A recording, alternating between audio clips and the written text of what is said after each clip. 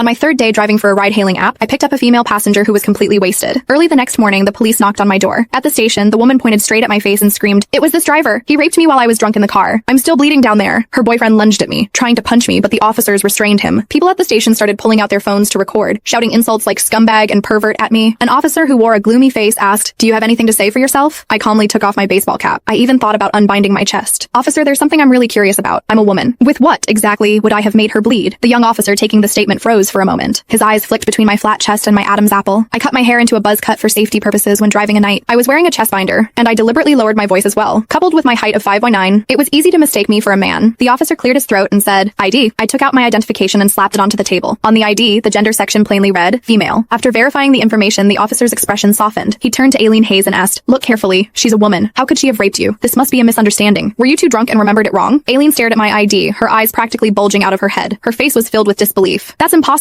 The ID must be fake." She shrieked and lunged forward, grabbing my collar. "He's a man. I felt it. That strength in the car, only a man could have been capable of that. Officer, don't let him fool you. He must have had surgery, or he's some kind of perverted cross-dresser." I slapped her hand away and said coldly, "Lady, want me to drop my pants right now so you can check for yourself?" Aileen kept trying to make a scene until an officer shouted at her, "This is a police station. Keep it up and you'll be detained. Our system confirms the driver is female, biologically female, with no record of gender reassignment." That settled it. Nelson Mullins' face turned red as doubt was written all over his face when he looked at Aileen, his girlfriend. "Aileen, didn't you say he was the one who made you bleed? If she's a woman, then why were you bleeding down there?" Aileen panicked. She suddenly clutched her stomach, squatted on the floor, and burst into tears. "I don't know. I fell asleep in her car, and when I woke up, it was already like that." "Nelson, are you even a man? I'm already in this state and you're still doubting me?" Some of the onlookers who had started to leave immediately gathered again. Someone whispered, "Maybe this driver got a fake ID just to harass female passengers." Yeah, there are plenty of sick people these days. At this moment, the officers were clearly fed up with Aileen's nonsense. "That's enough. You should provide evidence before making such claims. Was there an audio or video recording in the car?" an officer asked. I nodded. "Yes, but the memory card was full last night. I don't know if it overwrote anything. I'll have to check once I get home." "Then leave the equipment here. Both parties can go home. Wait to be contacted." I signed the paperwork, put my cap back on, and prepared to leave. Just as I stepped out of the station, Aileen rushed after me. She grabbed my sleeve, her eyes full of venom. "Don't think you can just walk away. You caused a fight between Nelson and me. This isn't over." I shook Aileen off. "You're insane. Get your head checked." I thought it was just a farce. Once I pulled the dashcam footage, everything would be cleared up. However, I underestimated just how vicious this woman was. Back at my rental room, I was about to export the video when my phone suddenly started vibrating nonstop. Notifications came flooding in. There were hundreds of text messages, and even my social media account was popping up with endless friend requests. My hands trembled as I played the video that was constantly being sent to me. On screen, Aileen was sobbing hysterically. Her voice was hoarse with emotion as she accused me of rape. My shout of claiming to be a woman was cut out completely, leaving only the footage of me red-faced and flustered. I looked like I was trying to explain myself. The caption was horrifying. Ride-hailing horror. Perverted driver, rapes drunk female passenger, then walks out of police station using connections. Victim's boyfriend breaks down on the spot. Police suspected of cover-up. The comment section was filled with hundreds of thousands of messages.